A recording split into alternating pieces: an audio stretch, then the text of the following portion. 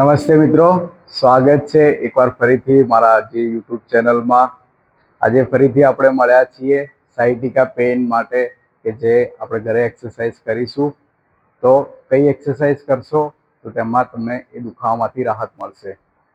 તો આજે આપણે વાત કરીએ કે કયા કયા કારણોસર તમને કમરની ગાદી ખસી શકે છે, એ ખસવાના કારણે કઈ કઈ પ્રોબ્લેમ્સ તમને થઈ શકે છે. તો પહેલી તકલીફ પડી શકે છે કે તમારી સ્લીપ ડિસ્ક, કે તમારી કમરની જે ગાદી હશે એ આગળની તરફ કે પાછળની તરફ વધારે પડતા પ્રેશરાઇઝના કારણે, વધારે પડતા તમારા બેસાડું જીવનના કારણે અને વધારે પડતું ખોટા પોસ્ચરના કારણે આ પ્રોબ્લેમ ક્રિએટ થઈ શકે છે. તો સ્લીપ ડિસ્કના કારણે તમને જે આજુબાજુમાં નસ નીકળતી હશે એ દબાશે અને પગમાં બળતરા અને ખાલી થઈ શકે છે. બીજી પ્રોબ્લેમ કે પાયરીફોર્મિસ મસલ્સનું ટાઇટનેસ.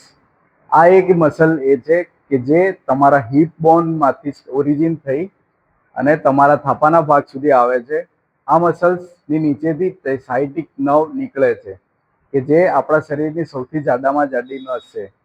આ મસલ્સ જો વધારે પડતું બેઠાડું જીવન અને વધારે પડતું ખોટું પોસ્ચરના કારણે ટાઈટ થઈ જાય તો તમારી નસ દબાવે છે, જેના કારણે તમને પગમાં ખાલી અને બળતરા થઈ શકે છે.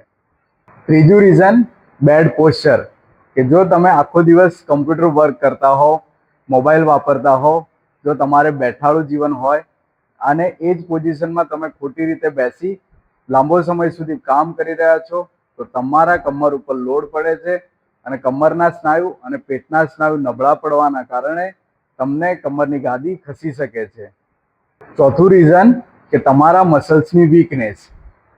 ત્યારે પેટના સ્નાયુની નબળાશ, કમરના સ્નાયુની નબળાશ, પગના સ્નાયુ, આગળના ક્વોડ્રિસેપ્સ મસલ્સ અને પાછળના થાપાના ભાગના સ્નાયુઓ નબળા પડતા હોય, આ ચારે મસલ્સ જો વીક થતા હોય તો તમારો જે બેસવાનું પોસ્ચર છે, ચાલતી વખતે, એક્સરસાઇઝ કરતી વખતે જ્યારે લોડ પડે છે એ સીધો કમરના નીચેના ભાગ પર લોડ પડે છે, જેના કારણે તમારી ડિસ્ક વધારે અને વધારે કમ્પ્રેસ થતી હોય છે. આ રીઝનના કારણે બી ડિસ્ક પ્રોલેપ્સ, ડિસ્ક કમ્પ્રેશન અને ડિસ્ક આગળ કે પાછળની સાઈડ ખસવાના કારણે આજુબાજુની જે નસ નીકળતી હોય છે તેને કમ્પ્રેશન આપે છે અને આ જ રીઝનથી તમને પગમાં ખાલી અને બળતરા થતી હોય છે. અને અંતિમ જે છે કે તમારું હેવી બોડી વેઇટ, પોસ્ચર ખરાબ અને હેવી વેઇટ લિફ્ટિંગ. આ ત્રણ રીઝનના કારણે પણ તમને કમરમાં ગાદીનું દબાણ આવી શકે છે અને ગાદી પોસ્ટિરિયર કે આગળની સાઈડ કે પાછળની સાઈડ ખસી શકે છે. આ સિમ્પલ 5 કન્ડિશનના કારણે જે તકલીફો તમને પડી રહી છે કે જેમાં પગમાં ખાલી ચડતી હશે, કમરમાં દુખાવો વધી જતો હશે, તો તમારે આમાં શું પ્રિકોશન્સ રાખવી એનું આપણે ધ્યાન રાખીશું. તો જેમ કે વધારે પડતું તમારે બેસવાનું હોય તો તે ટાળો, વધારે પડતું તમારે વજન ઉચકીને ચાલવાનું હોય તો તે બી ઓછું રાખો. હરરોજ સવારે ઉઠીને એક્સરસાઇઝ કરવાનું પ્રિફરન્સ આપો. આ સિમ્પલ 5 રીઝનના કારણે તમને જે સાયટિક નર્વનો દુખાવો, કમરની ગાદીની તકલીફ અને મસલ્સની વીકનેસ આવી શકે છે. તો આ વિડીયોમાં આપણે સમજ્યા કે કઈ 5 કન્ડિશન કે 5 તકલીફોના લીધે તમને કમરની ગાદી ખસતી હશે અને જેના કારણે તમને શું શું શરીરમાં તકલીફો, પ્રોબ્લેમ થઈ શકે છે. તો હવેને જે આવનારો વિડીયો છે એમાં આપણે જોઈશું કે કઈ તકલીફમાં કઈ એક્સરસાઇઝ વધારે કરવાથી તમને જલ્દી રિકવરી મળશે અને જે કમરનો દુખાવો છે કે જે પગમાં બળતરા થતી હશે એમાંથી કેવી રીતે રાહત મળશે.